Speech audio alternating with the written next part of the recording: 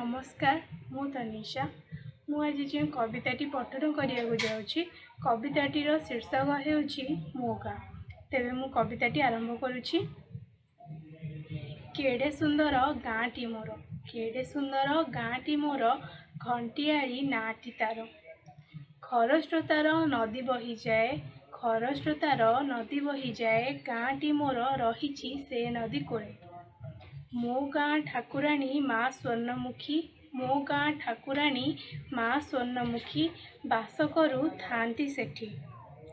घंटेश्वर मोर ग्राम देवता, घंटेश्वर मोर ग्राम देवता, तांको नामे मो गाँर ना। केड़े मनलोभा गाँटी मोर, केड़े मनलोभा गाँटी मोर, बहु गाथा कीर्ति अछि ताहार। गाँ रे मोर सबु समान, गाँ रे मोर सबु समान, मन छोट बड़ नथाए कहार। सूरज अस्त हेले संध्या हुई, मो गाँ भागवत घरे घंट बाजई। गाँ लोके मोर सबु परिश्रमी, केते केते ना करी अछंती तही।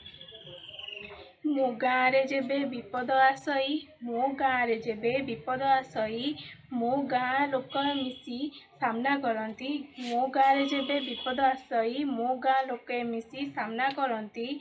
गाँ रे मोर नाना परब मिलीमिशी सबू करती उत्सव, गाँ रे मोर नाना परब मिलीमिशी सबू करती उत्सव।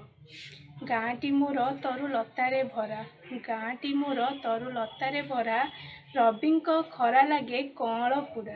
गाँटी मोर तरु लतारे भरा, रविंक खरा लागई कअँल पूरा। मो गाँ लोके सबु निरीह, मो गाँ लोके सबु निरीह, काहा मनरे नथाए कपट छल। तपन आसिले प्रभात हुए, तपन आसिले प्रभात हुए, मो गाँ पोखरी रे कमल फुटे। मो गाँ प्रभात दृश्य आहा कि सुंदर, आखि लगी जाए दृश्य रे ताहार। किबा वर्णना करिबी आउ मो गाँ को, एही गाँ तो मोर पुण्यभूमि।